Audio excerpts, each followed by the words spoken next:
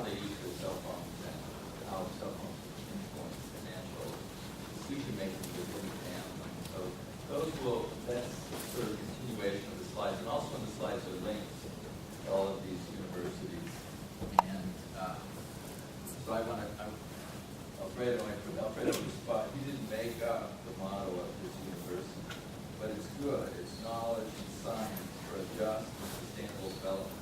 I think that's really a nice motto of incidentally, Alfredo didn't mention, but this project is financed by Tennessee, which is the sort of the NSF of Mexico. And we're hoping to do it here.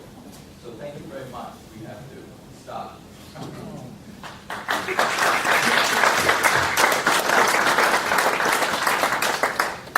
sorry we had to give you the hook, but Yeah, if you can stay around, I'm sure we can get some of the discussion going in.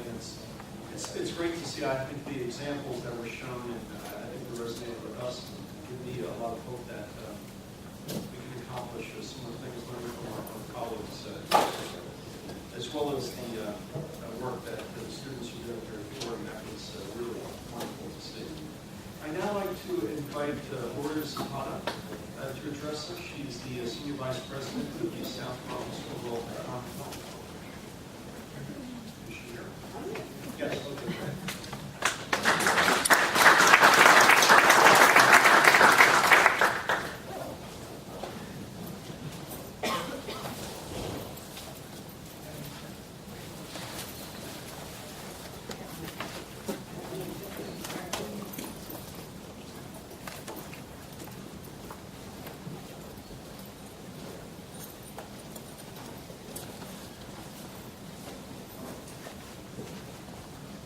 So good morning, everyone. I'm a room full of academics, technology experts, and I have no PowerPoint, and I had a lot of trouble getting a smartphone navigator to work, so my technology expertise is a little fine room, but I won't be able to today. My name is Gloria Zapata. I am the Senior Vice President of Community and Economic Development at the South Bronx Overall Economic Development Corporation, also known as SOBO. And before I begin, I wanted to give everyone in the room just a brief introduction to the organization I've been working with in the past 1,000 years. SOBO was established in 1972 by a group of local business leaders who were concerned about the widespread disinvestment that was going on in the South Bronx during the late 1960s and early 1970s. That group, which were mostly bankers, which were not just concerned about the community impact that was going on within our borough at that time, but let's face it, we're also concerned about the institutional investments at the time, really formed a consortium to start looking at addressing commercial revitalization and development economic efforts that we need to start implementing in our borough. So what does that mean?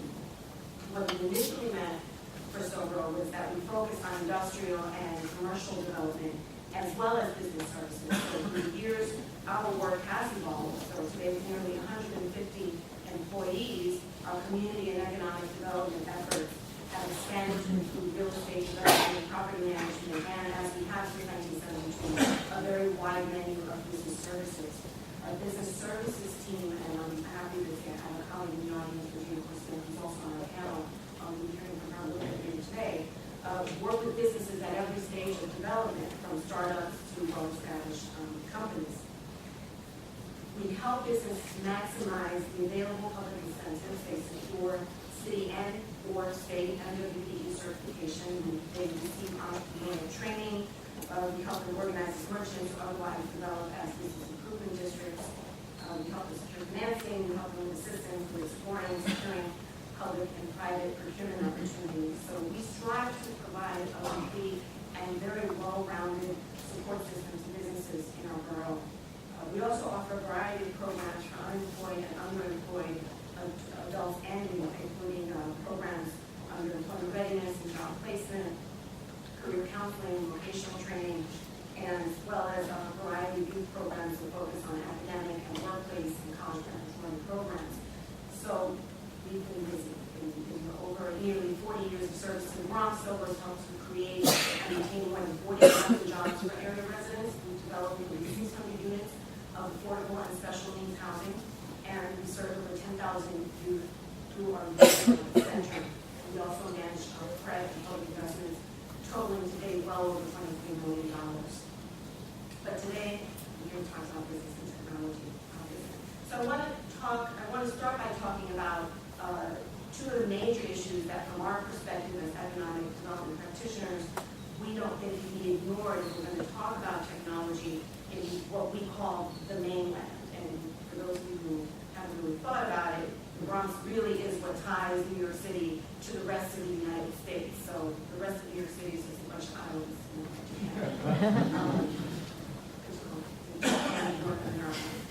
But I want to digress. So as far as business, what I'm talking about, again, are two things. There's the fundamental access to broadband, and for us, again, as practitioners, is our Bronx businesses really poised to take advantage of the technology that's currently available in order to be competitive in today's economy. So first I want to talk about broadband access. So in New York City, I think it's conventional wisdom that access to broadband throughout the borders of our city, especially within low-income communities, is so lacking. I don't think it's where any of us really would like for us to be these days. As with every other major American city, the digital divide exists in terms of broadband adoption, but particularly, again, within low-income residents and seniors.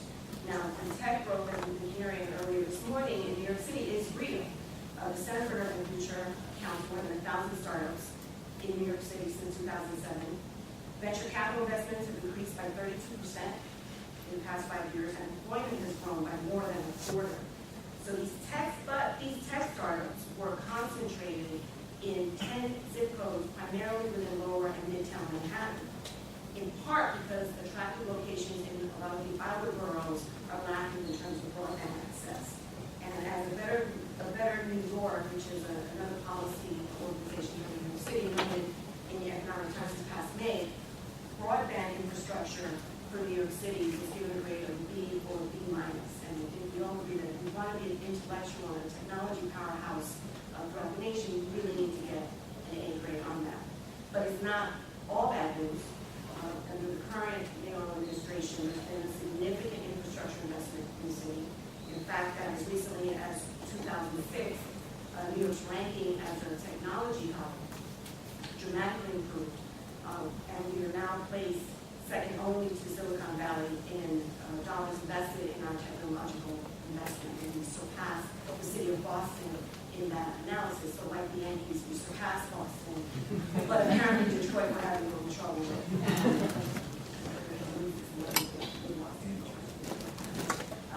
But let's talk again about our local statistics. So we're in the borough with the highest unemployment rate. We have the highest rate of percentage of folks living below the poverty line.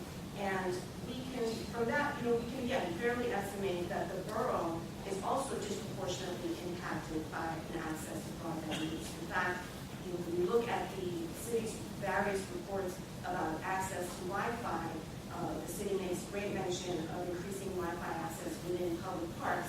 But if you look at the 26 parks that got Wi-Fi access, only 3 of those were in the Bronx. The rest were primarily scattered in Manhattan, some in Brooklyn and Queens.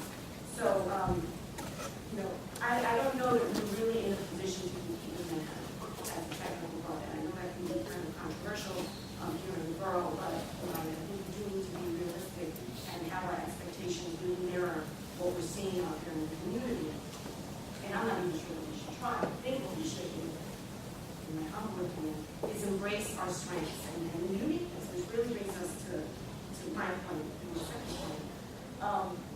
Rather than keeping to try to compete with Manhattan, which, is Manhattan is the financial and economic center of the universe, and the center of the universe as far as native New York is concerned. You may want to look at focusing our efforts on helping what I really believe is the economic backbone of our city, and that is small business here in our borough and throughout our city. And we know that small business have yet to take advantage of technology and what's currently available. The Bronx is very strong in the education and medical sector, as we heard. The city of Baptist, all the prior speakers, we've been hearing a lot about that today. We're fortunate to be the home to nationally recognized educational and medical institutions. We've got Fordham University, obviously being one of them, Montclair Medical Center, Einstein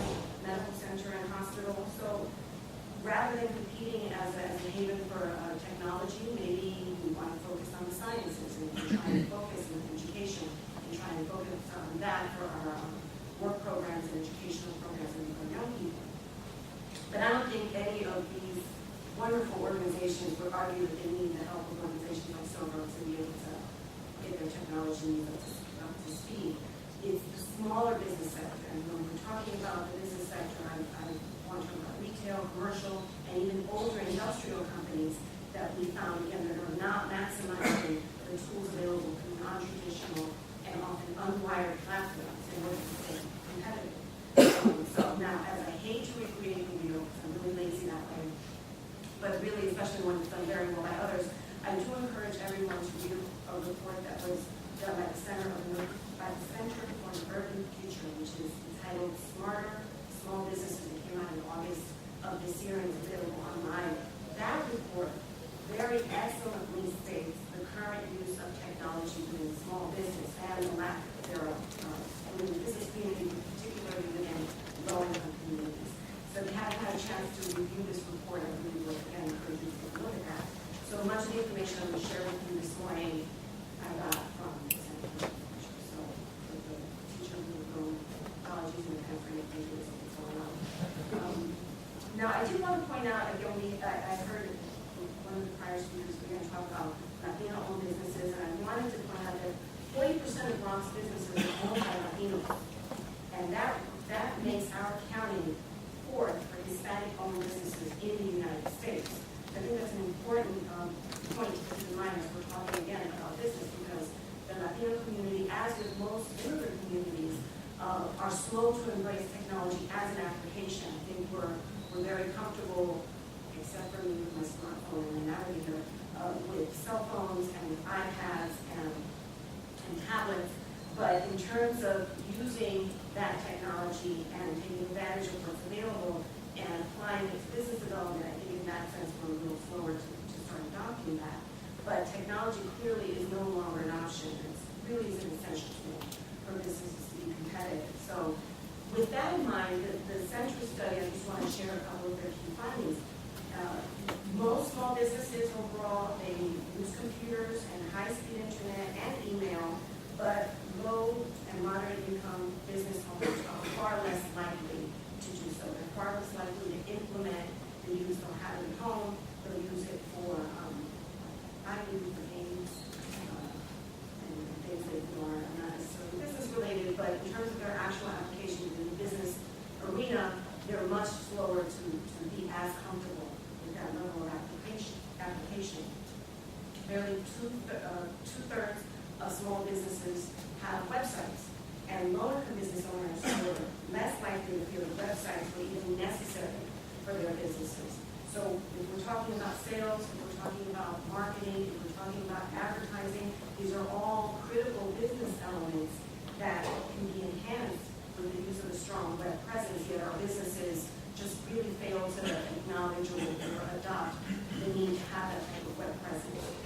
Point-of-sale systems are used by fewer than 40% of retail businesses, and those are the ones in hospitality businesses that really could use them the most.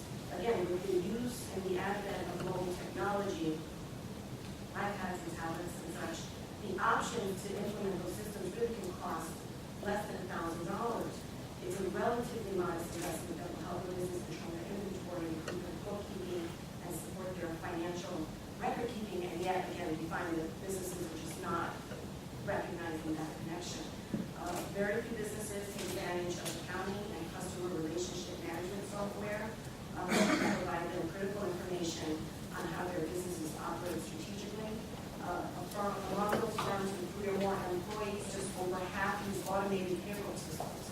So they're not even using those opportunities to help them save some time in terms of getting their employees paid.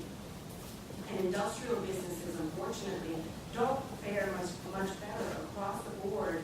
They are 10 to 15 years behind the curve in maximizing and adopting the technology that's available for them. So, and while their current business client base tends not to be impacted by their inability or failure to access technology, it does impede their ability to get additional clients. And that, I think, if we're talking about helping these businesses stay competitive and grow, that's where we're going to see that they're going to have the biggest impact.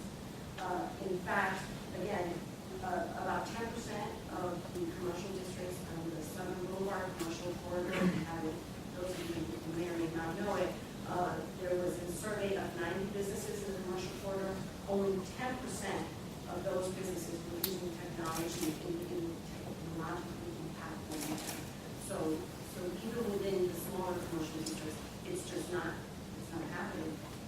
The SOBO Business Services team, we have a very dedicated and high-quality staff here who serve well over 300 businesses annually, support these findings from the Center for the Future. They go across the board on a very real, on-the-street, practical, day-to-day level. We're finding that the centers of the futures findings really are very much what we're finding here in us. So with small businesses, the question for us is, why is that disparity? When we're talking about small businesses, they're facing more competition. There's lower consumer spending. There's tighter credit restrictions. There are higher rents, spiking energy costs, and increased enforcement within our businesses. The restaurant grading system has been something that we keep getting a lot of our local businesses trying to get some information on and how they can deal with that.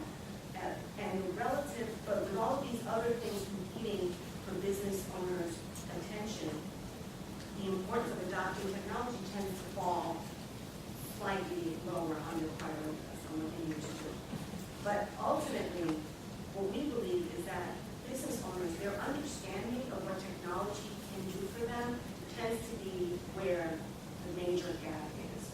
Over 75% of the respondents for the center study indicated that they plan to adopt additional technology in their daily operations, but 32% of those same business owners also said that they have they wanted more information on how technology can help them get better and how they can implement technology in their planning.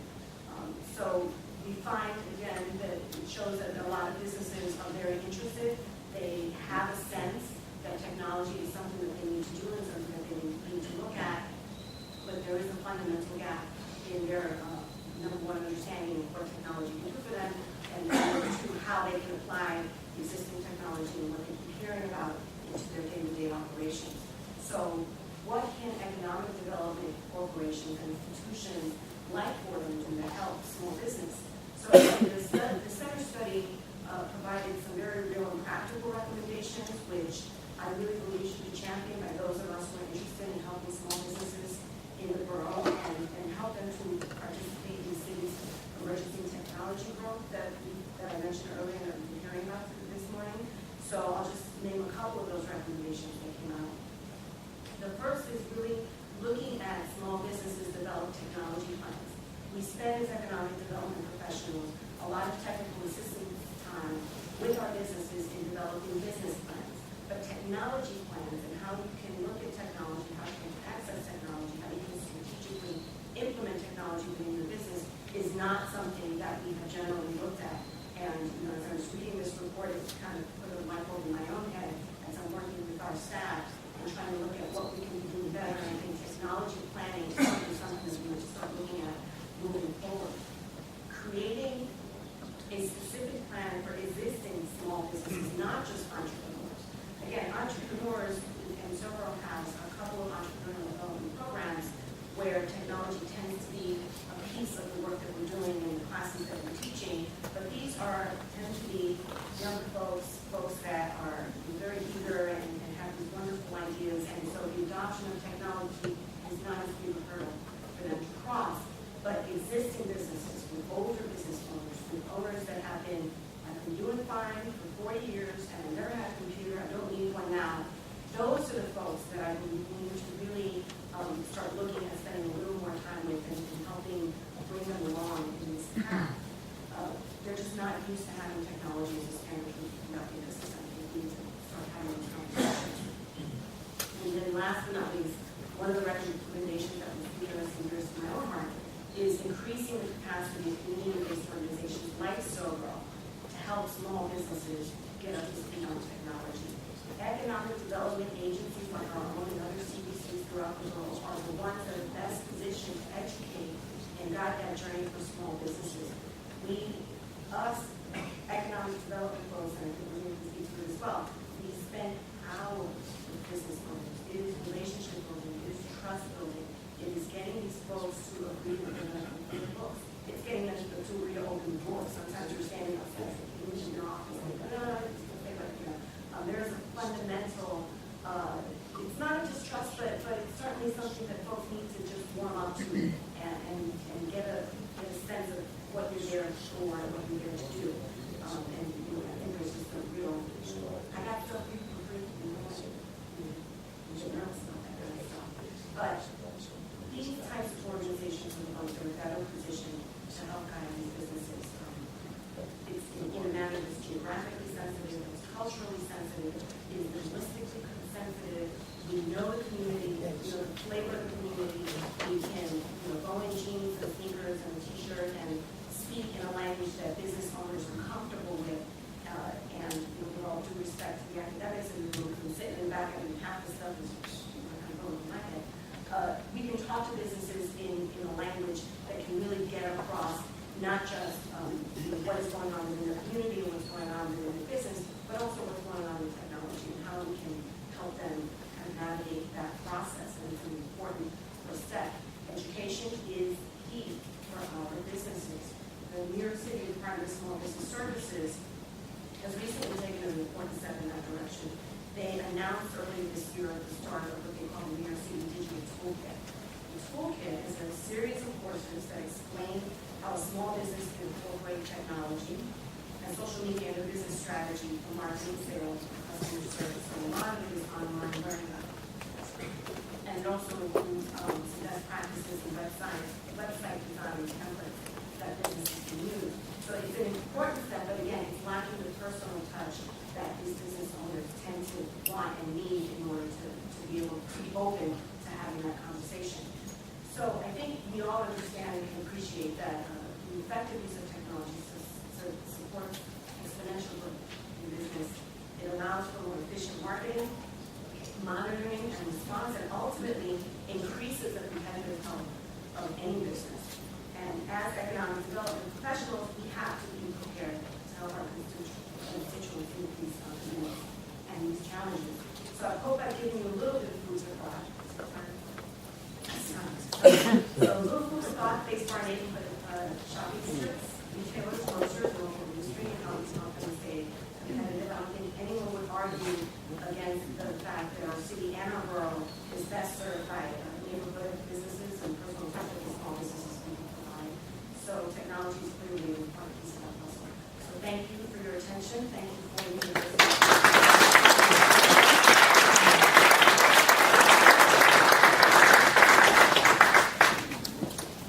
Thank you, Lawrence. That was great.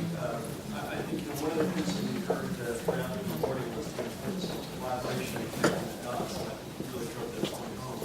And I think a lot of ideas came to mind for me about the way that we can be a better partner. So I think that was something we want to follow up on.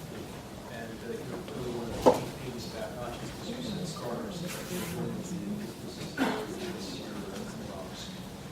Now I'd like to ask Mitch Clay, a professor here at the Kelly School, to address us. He's involved in the Fordham Foundation, and I think we'll enjoy bringing up the remarks.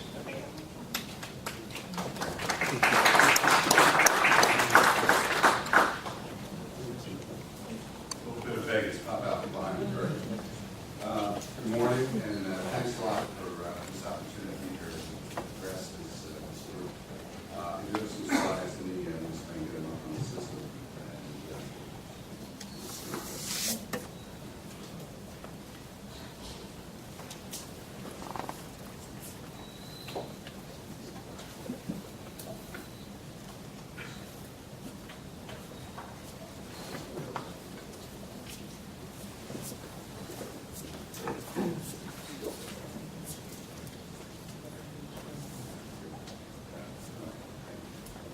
All right, so I'm excited to be here.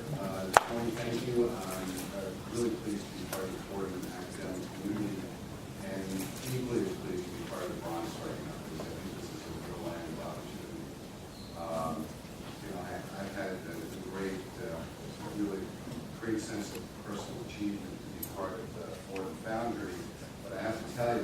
listened to Professor McLeod and Andrew Kingsley, I feel really humbled about what those folks have accomplished, and I realized that what I should have done is I should have just called up Andrew Kingsley and gotten work for him instead of getting before the foundry started. But I think we're all going to wind up meeting in the middle here somewhere for the benefit of this county and its people. So let me tell you why I think it's a great time to be working in a startup in the Bronx.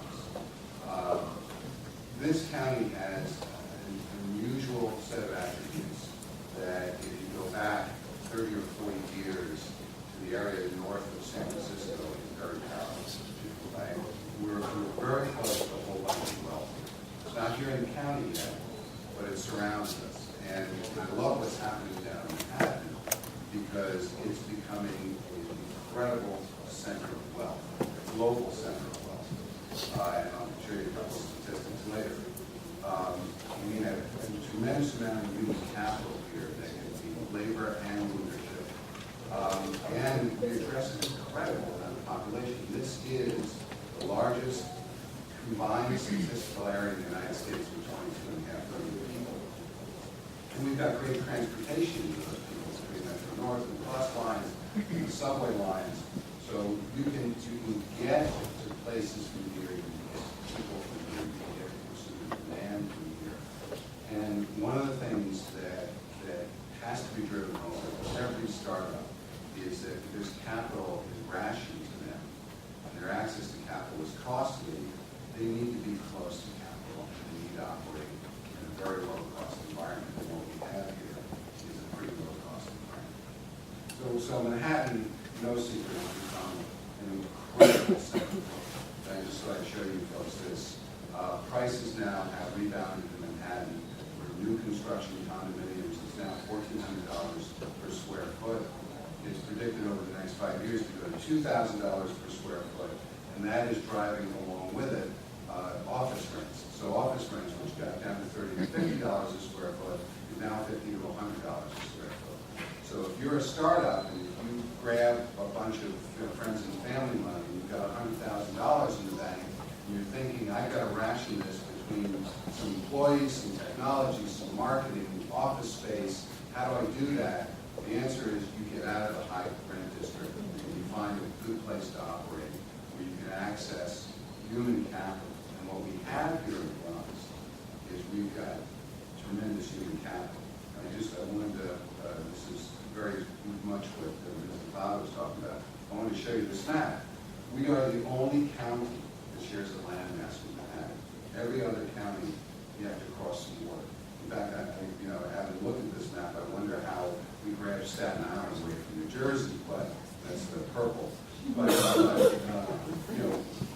we've got great access into the town. We've got great access into all the wealth that's down there, all the private equity funds that have started up and continue to start up, all of the venture capital, the angel investors.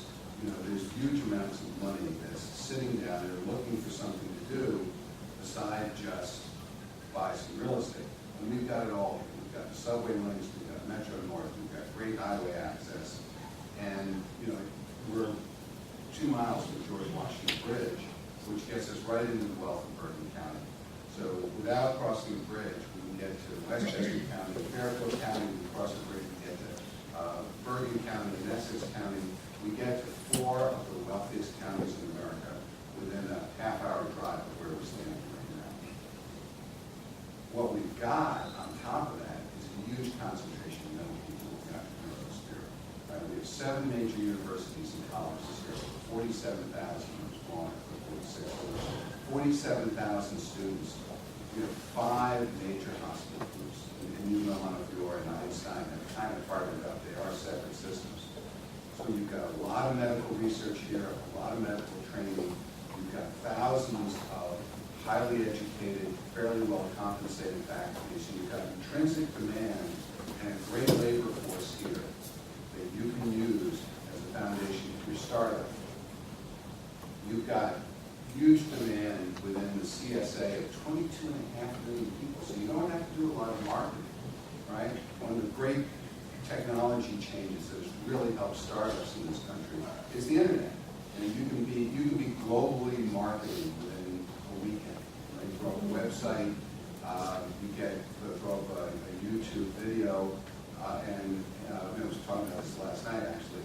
In order to get 2 million impressions, which is what in the advertising business, what they call views on your ads.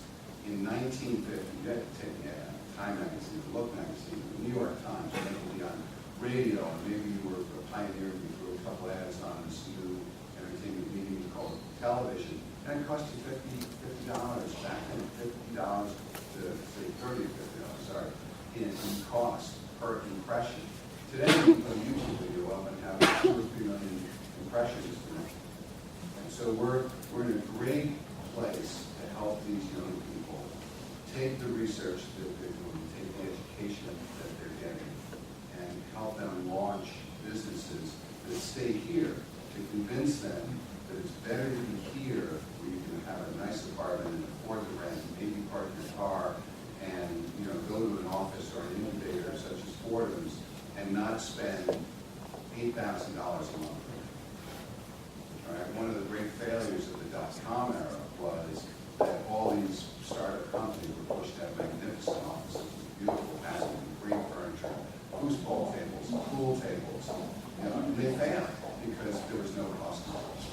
Right? You've got an ability to operate a business where access people with accounting degrees, people with law degrees, people with marketing degrees at $10, $15, $20 an hour without having to pay health benefits. Down in Manhattan, you want to do the same thing, $75,000 to $100,000 a year, and they're looking for health benefits, and you're paying $75 a square foot on a 1,500 square foot office. Just do the math. So we've got a great opportunity here to tap into the medical research that's happening in these hospitals, the educated faculty to help and even participate in startups, and the young people who honestly are not all going to get a job. I don't know if any of you saw this, but I think it was 3 months ago, Harvard Law School, which I believe is the number one law school in the country, announced that 50% of the graduates in the class of 2012 will not get a job. So, you can talk about the unemployment rate going down and what's happening, and and if you really delve into some of the economic statistics and you start to stratify how it affects the younger people versus the older people, you'll see that we've got a real problem. Right? When 50% of the graduating class of Harvard Law School is not going to have a job, that is not great for our young people. But what we can do is we can arm them with the right environment, the right education, and help launch them into a business, and especially in this area where we've got the concentrations of wealth and the concentrations of population. That's it. That's why I'm glad.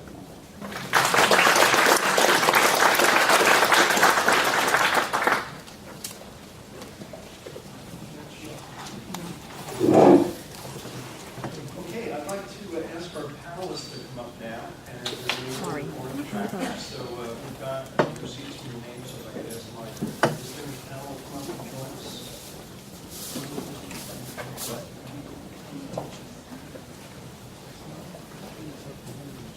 In the format we're going to go through is I'm going to give each of the panelists a couple of minutes to introduce themselves and either react to some things they heard this morning or for additional points that they would like to share that they have a chance to do that. Once we get through that, we'll take about 15 minutes or so to go through those brief remarks. And I'm going to ask the panelists some questions, and many of you in the audience have questions as well.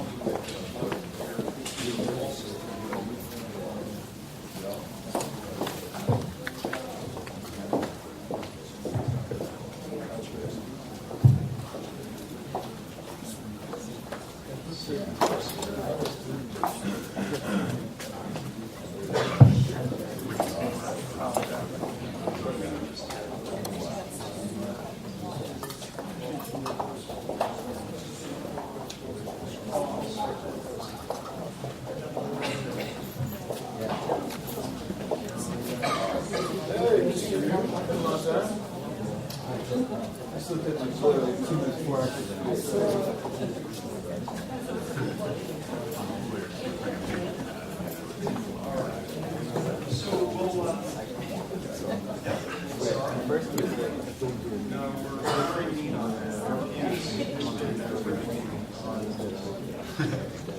I did ask our is there going to be a break? Sit down.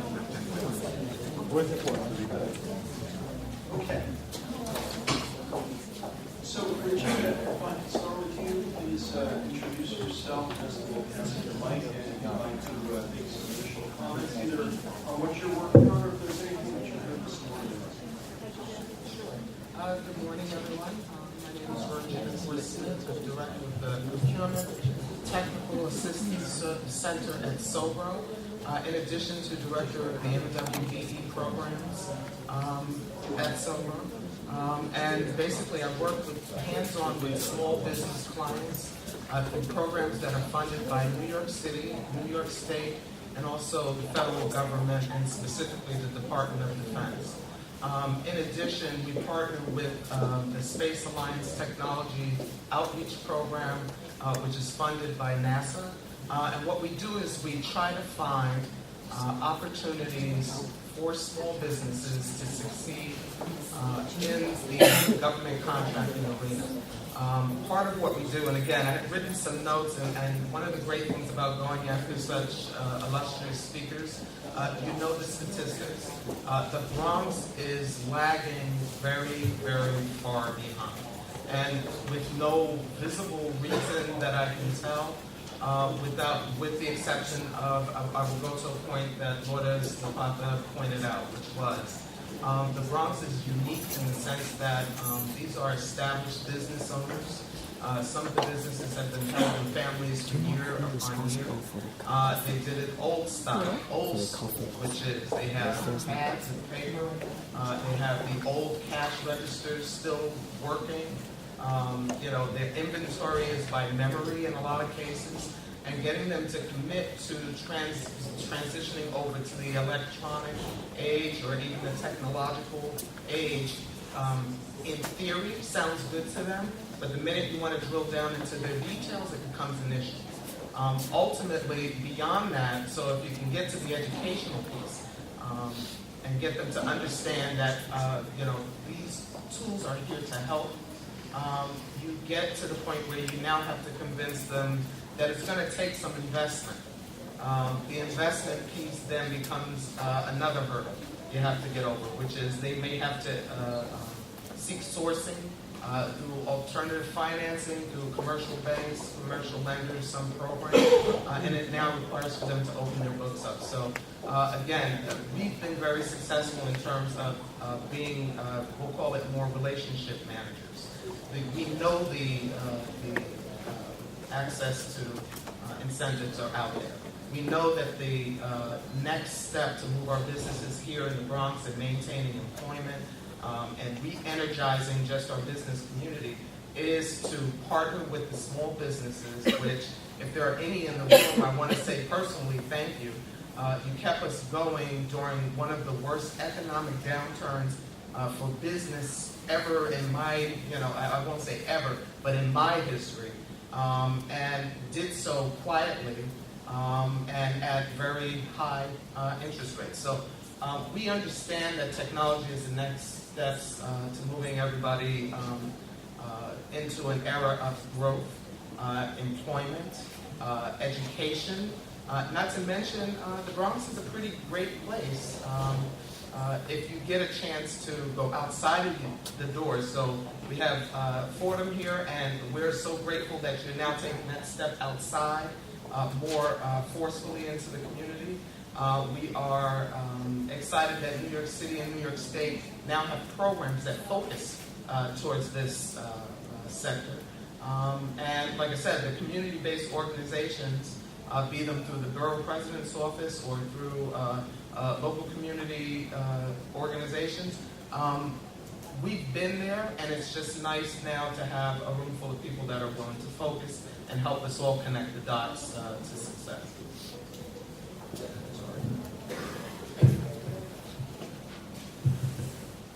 Great. Thank you, Bob. And thank you, RP. This has been a fascinating conversation today and a wonderful opportunity for me. Just very briefly on my own background, my name is Nestor Davidson. I'm a professor at law school down in Lincoln Center, so it's also great for me to have an excuse to come up to Rose Hill and to come to the Bronx, and I've learned a tremendous amount today. My background is in affordable housing and in urban development more broadly. I spent some time in a previous life at the Department of Housing and Urban Development in D.C. And I think part of what's exciting to me about this conversation is, in some sense, how organic and how bottom-up the conversation is, and how these changes that are taking place in the Bronx really are not waiting for public policy or the law to catch up, but are charging ahead. So what I wanted to do, and what Bob and RP had asked us to do a little bit of, is just reflect on some of the themes from the morning, and try and bring together a little bit of what I've seen, and then we can get into some more detailed questions. And I think there's sort of two themes that have struck me this morning from the entire range of our speakers. One is the tremendous opportunities that there clearly are in the Bronx in terms of location, in terms of competitive advantages for real estate pricing, in terms of partners and educational institutions and healthcare. It's all there waiting to happen.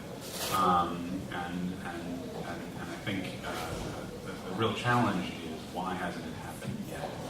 If we think about creating a tech startup culture.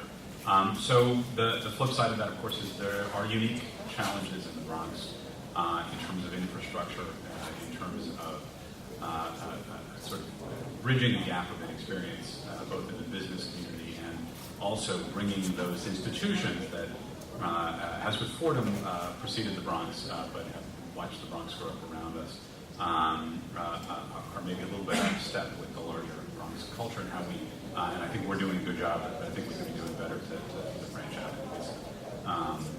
The summit is a good example of that. And in some sense, the Bronx opportunities and the Bronx challenges really come down to a question when we're thinking about whether we should be fostering an ecosystem that advances tech startups, and how sort of should we let the Bronx be the Bronx in some ways, or should we sort of accept the status quo? And I think a clear message from all of the speakers today is that we should focus on those opportunities and overcoming the challenges, and not really accept what really is the status quo. So then the next question I think that comes up across the board is, what will it take to get there? What support services are needed? One note I will say, picking up on some parts of Bob's presentation from this morning, and some other work I've been doing lately, is that the cost of the infrastructure of the technology, not just the internet, not just the ability, the transaction costs to advertise, to get onto the web, but the hard infrastructure costs are dropping. Perhaps they're not dropping as rapidly as we would like them to, but in terms of broadband access, in terms of sort of backbone that will support an ecosystem of tech startups, I tend to be a policy person, I tend to be a law person, but this is an area where the technology, I think, is moving very rapidly, and that's a very good story, so you don't have to actually necessarily, although it would have some advantages, solve the digital divide across the entirety of the Bronx, but I think there are some targeted resource investments that could be made, and are being made, but that can be accelerated to build that ecosystem.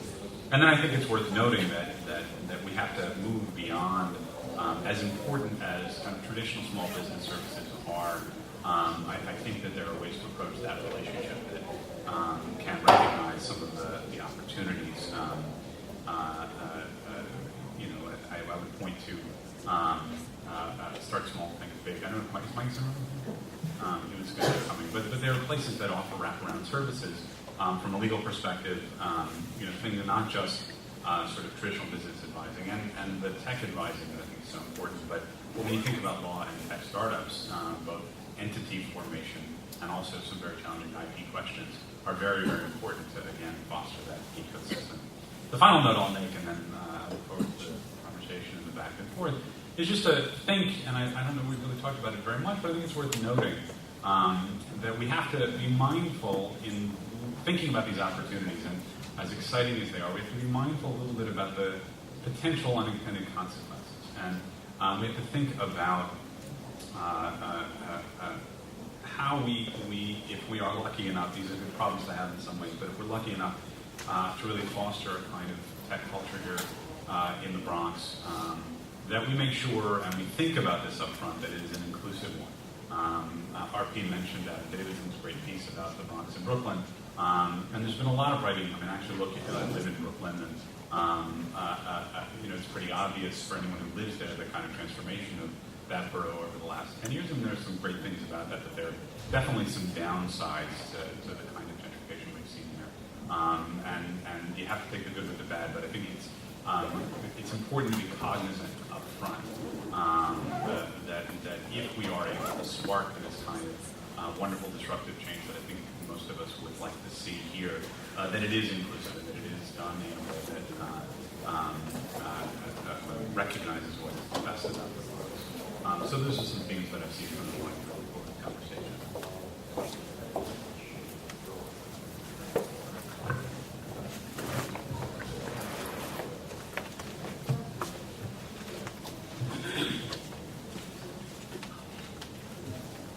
First, I would like to say, please bear my coughing. I have like a cold. I have a 3-year-old and a 1-year-old. Good morning. As we say in K-12 education, what's the takeaway from today? And so my takeaway, I had to rewrite the beginning of what I wanted to say because I'm actually taking something away differently than I thought I would. And what I've taken away so far is that we know that the power of technology has to transform our lives. That's what I've gotten from all the presentations this morning. How do we transform the lives of families, students in the Bronx, economically, socially, individually, and collectively? In fact, some may say it's important as education, 2 of which I know something about. My name is Charlene Reed. I'm a doctoral student at the University of Pennsylvania studying educational leadership, specifically parent engagement. I'm also the principal and executive director of Bronx Charter School for Excellence, and Friends of BCSC, our nonprofit arm that will be embarking upon a journey to expand the footprint of our school and extend our influence to a greater number of students to improve education in the Bronx and beyond. Our next priority will be to identify and export best practices, basically to make BCSC a hub of excellence, a laboratory school, where targeted research will drive innovation and education through partnerships with universities, small businesses, civic, corporations, and other nonprofit organizations. Most high-performing charter schools have chosen to replicate themselves, which can be a significant drain on resources. We have chosen what we just coined this about 2 weeks ago at our board meeting, replication through collaboration as our expansion model. BCSC, a public charter school that functions with very minimal private or corporate support, was a failing school 7 years ago when I took over the helm. Today, I'm proud to say BCSC is one of the top schools in the United States. Yes, the United States, in the Bronx. We have 11 students from a class of 49 currently participating in the Specialized High School Dream Program. So to piggyback on Mr. Sanchez's information, 11 of those students are from our school out of 49 students. So we have the intellectual capital in this borough, and we are creating the resources for students to have access and opportunity. We were also awarded the National Blue Ribbon Schools Award this fall, which, if anyone knows about that, in K-12 education, that's a really big change. And how do we do that? How did we do it? We did it by transforming our scholars' lives, and basically through our use of technology. One example is our blended learning program that supports all learning types with the mixed age tech inclusion cohort, distance learning, and other techniques that we're testing out this year. Through our technology research, we're looking to quantify various elements of student engagement, student performance enhancement with supplemental technology in the following domains: improved student engagement levels, completion and achievement on independent learning activities, teacher satisfaction, implementation difficulties, and practicality for various learning abilities and levels. I know that sounds really great. So again, thank you. This has been a great eye-opening experience for me this morning, and I invite and I look forward to the conversation. And I encourage you guys to visit a Blue Ribbon school that is actually in the borough of the Bronx. Thank you.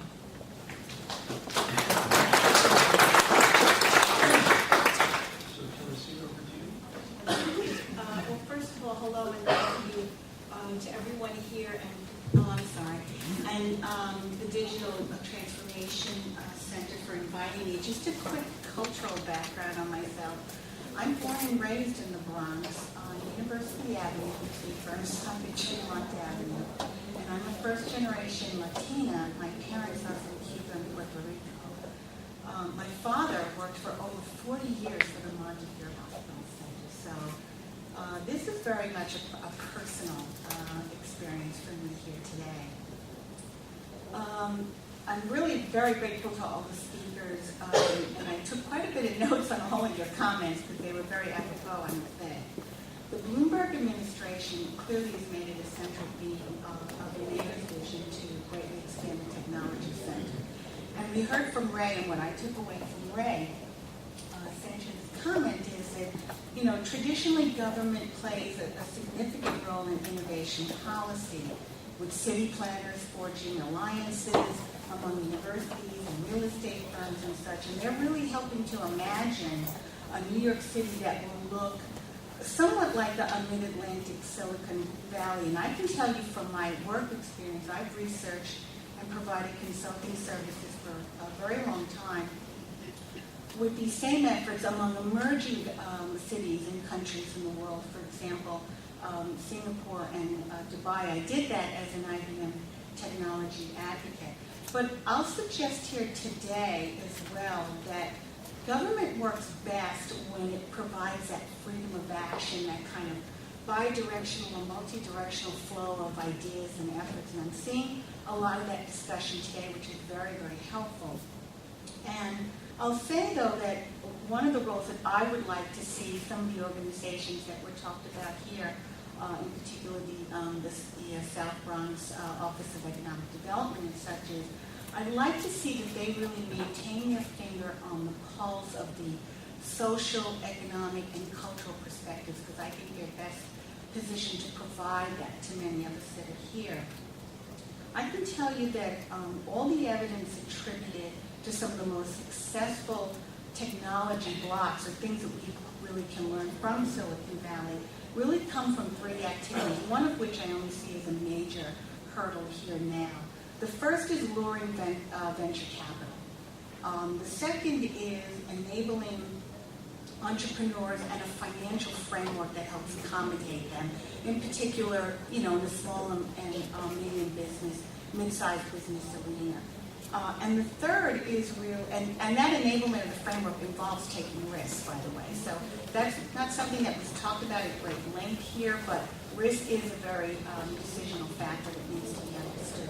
And the third is you know, this aura of academia, the ability to really provide the intellectual capital.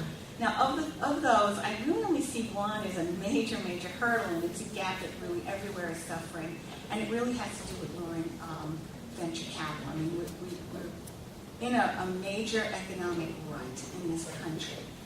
Clearly, that has to change very soon, and it's hopeful that it will. But let me just tell you, just to comment on a couple of things that some folks made is, with regard to many of the comments you made about, and that was an excellent global technology outlook that you gave with regard to the 6 trends. I mean, there will definitely be a better than million-fold improvement in computational capability between now and 2030. This is something you can definitely look forward to. Our mobile devices today, our smartphones today, are extremely powerful. They're certainly a lot more robust than defense systems were upwards of 20 years ago. I know this personally, having worked a lot with the Department of Defense on many of these implementations. So I will tell you that mobile technology, and this was one of the themes that was certainly covered certainly by Gary Weiss, as well as Professor McLeod, about the ability to really push this technology at a fairly low cost. So those entries or barriers have lowered significantly. The cost will lower significantly. You can look at better than Moore's law with regard, and that's a little techno term I'll throw out there. Google it, you'll get the definition. It looks at an exponential growth in these capabilities at the same time that the form factor is going to collapse. That's why we can carry this computational capability on hand, and the cost will significantly close. But just to add to that, and this was really comments made by Lourdes Zapata, is that, and what I understood was, last night I attended a Deutsche Bank Women on Wall Street conference. And they cited, this is a worldwide conference, but they cited 3 very significant areas. They talked about emerging countries, China and India, of course, and the preference toward outsourcing, and how that can be inverted again on its head and driven back to the U.S. But the third thing that they talked about that was significant, now mind you, these are all the financial wizards from Wall Street and actually worldwide. They cited women-owned businesses and small to mid-sized businesses as being the major growth factor. So I'm hearing this over and over again, no matter where I go, no matter what I'm involved in. And I wanted to make sure that you could hear that as well. So that clearly, for today, what the potential discussions will be are going to be around how do you elevate and grow that awareness. And ultimately, that's where your investment portfolio needs to be in. It's not in the major corporations anymore. I know I can tell you this from my own experience, having worked for over 20 years for the IBM Corporation. It's in that SMB entrepreneurial startup environment. Thank you.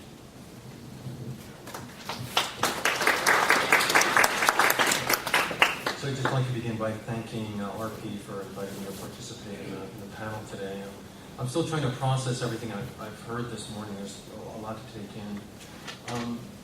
Dean Rappacioli in her opening remarks asked 2 questions that I'd like to use to frame my remarks, and they were, what are the issues and how can we add value? And you have to sort of bear with me because I'm a teacher and I'm not used to talking while I'm sitting down, so it's going to hard for me to think and sit down at the same time. So there are a lot of statistics about the economic status of many of the residents here. 28% are eligible for food stamps, and 16% live on less than $10,000 a year. But also, 2 principal areas I'm concerned with as director of the Center for Professional Development are education and healthcare. So to look at some educational statistics, 25% of Bronx County residents, according to the census, speak English less than very well. 31% of the Bronx population over 25 did not obtain a high school diploma. By the end of high school, a sizable portion of students drop out. For example, there are 97% of students between the ages of 10 and 14 are enrolled in school. That drops to 63% by the time they're 18 or 19 years old. So there's a problem there. The health statistics, if you drill down to, say, 10456, would be Morrisania and Highbridge, New York City Department of Health Community Health Profile. And I apologize, these numbers are disturbing. So in the 2003-2004 survey, death before the age of 75, that is early death, is highest in 10456 in the entire city and state of New York.